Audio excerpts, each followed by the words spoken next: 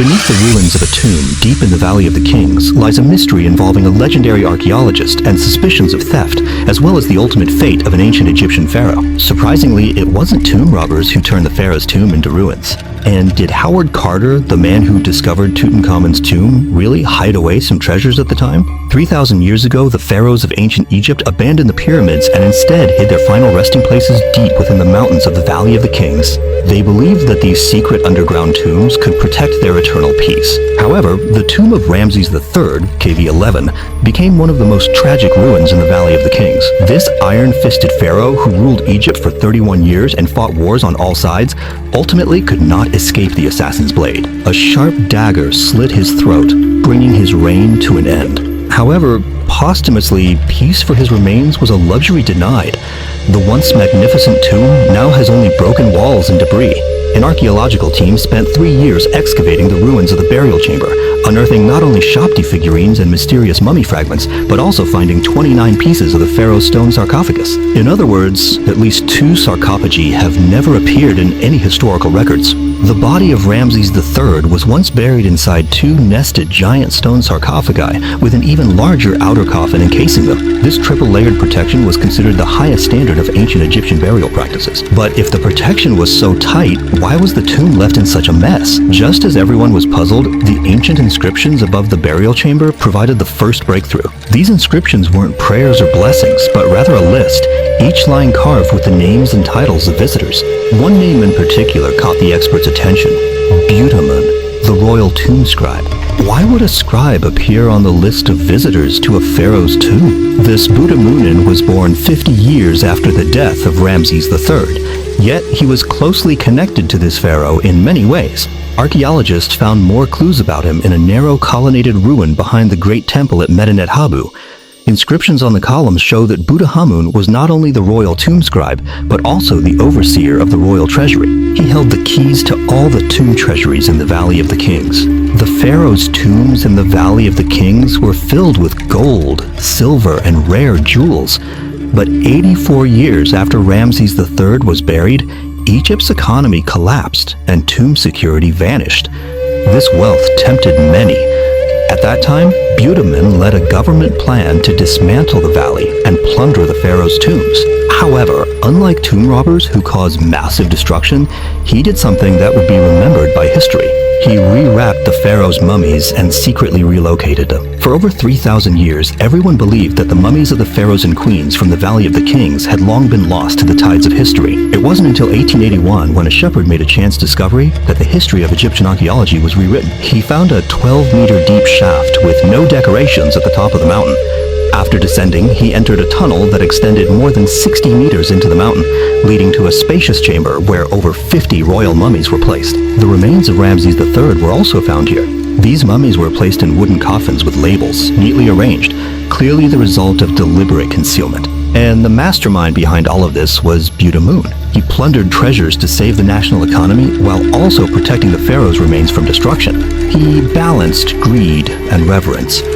Solving this mystery raised new questions. After the archaeological team cleared the tomb's limestone debris, they found the burial chamber floor covered in a layer of hard, dried mud. This indicated that the area had suffered a severe flood in modern times. But when they broke through the dried mud, they found a 30-centimeter thick layer of sand underneath, evenly spread across the entire tomb chamber, a clear sign that it had been filled in by human hands. Even stranger, after the experts took samples back for testing, they discovered that the sand wasn't from the Valley of the Kings at all. Keep in mind, it would take more than 20 tons of sand to fill the entire tomb chamber. So who went to all the trouble to transport sand from elsewhere into the tomb? And why would they do that? At this point, the experts recalled a rumor that had been circulating for 100 years. Could this have something to do with Howard Carter? As the legendary archaeologist who excavated Tutankhamun's tomb, Carter had long been rumored to have hidden some artifacts from the tomb for himself. And Ramses III's tomb is only 30 meters away from Tutankhamun's tomb. So could it be that Carter hid the stolen treasures beneath this sand? Let's go back to October 4th, 1922.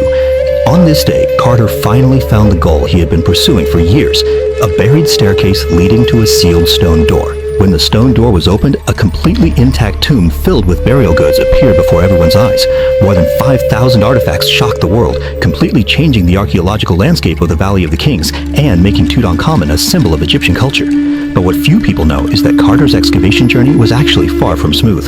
At that time, Egypt was at a turning point in shaping its own independent identity, and Tutankhamun happened to become the symbol of that identity, giving Egypt a unique cultural emblem of its own. Before this, archaeological discoveries made by foreign nationals in Egypt followed a 50-50 split principle. Carter originally expected to keep half of the artifacts. However, just a few weeks before the tomb was discovered, Egypt's Antiquities Department changed the law and abolished the system. In the end, Carter wasn't able to obtain a single treasure for himself, and he was even suspected of theft. With both motive and opportunity, Carter seemed to become the prime suspect for the sand filling. Coincidentally, the archaeological team also found a shiny blue pottery shard here. The intricate patterns made it clear that this was a royal artifact from ancient times. So, could this be evidence left behind when Carter was hiding treasures? Moreover, there was a letter from 100 years ago that made everyone believe Carter was the mastermind behind it all. This was a letter written by Carter's colleague, Alan Gardner, to other experts 10 years after the discovery of Tutankhamun's tomb. In the letter, he mentioned that Carter had once given him an amulet, and this amulet matched exactly with the burial artifacts from Tutankhamun's tomb in the collection of the Egyptian Museum. This letter was essentially a direct exposure of Carter's theft. Could there really be treasures he stole hidden beneath the sand? However, the archaeological team found a late 19th century explorer's journal that completely overturned this theory. Records from 1891 show that the colors in the tomb chamber were still vivid and well preserved at the time. But by 1895, the journal noted that the room was severely damaged and not worth lingering in. In just 4 short years, the tomb had suffered devastating destruction, and Carter didn't start working in the Valley of the Kings until 1922, which means the sand filling the tomb chamber was already there before Carter arrived. Moreover, that blue pottery shard wasn't from Tutankhamun's tomb either. The archaeological team later unearthed more than 20 similar fragments, and after piecing them together, determined that they belonged to a set of vases used to hold sacred oils and perfumes. Even more crucially, one of the fragments with inscriptions matched almost exactly the name of Ramesses III found on the tomb wall. Therefore, this wasn't Carter's loot, but rather a burial item belonging to Ramesses. This conclusion cleared Carter of suspicion, but it also raised a new question. Since these were the pharaoh's burial goods, why were they scattered here? And why were almost all the artifacts in the tomb destroyed? The archaeological team continued clearing away the sand, and on the original floor of the burial chamber, they discovered some strange marks. There was a mixture of charred wood, limestone, and ashes. This indicated that a fire had once broken out here, and the blaze was so intense that it made the rock brittle, crumbling at the slightest touch. Normally, no one would bring charcoal into a tomb from the outside. So what exactly was burning? After a careful examination, the archaeological team found the answer. All of the burned wood pieces were fragments of the coffin, and among them were also remains of the mummy. Taking the historical context into account, the experts reached a harsh conclusion. In the 18th and 19th centuries, explorers who came here needed light to go deeper into the tombs. Since they couldn't find suitable fuel at the time, they would burn anything they could find.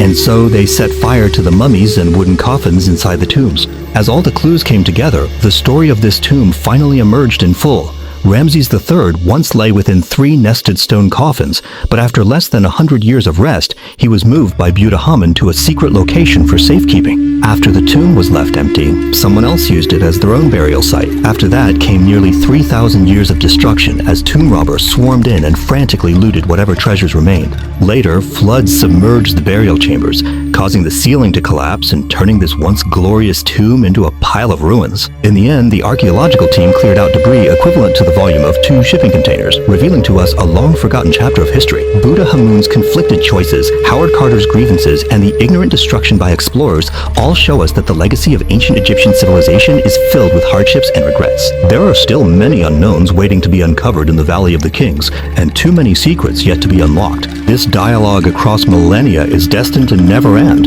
and every artifact unearthed, every piece of history restored, is also fulfilling the pharaoh's ultimate wish, to call out the name of the departed so that they may be reborn. The story of Ramesses III is a microcosm of ancient Egyptian history.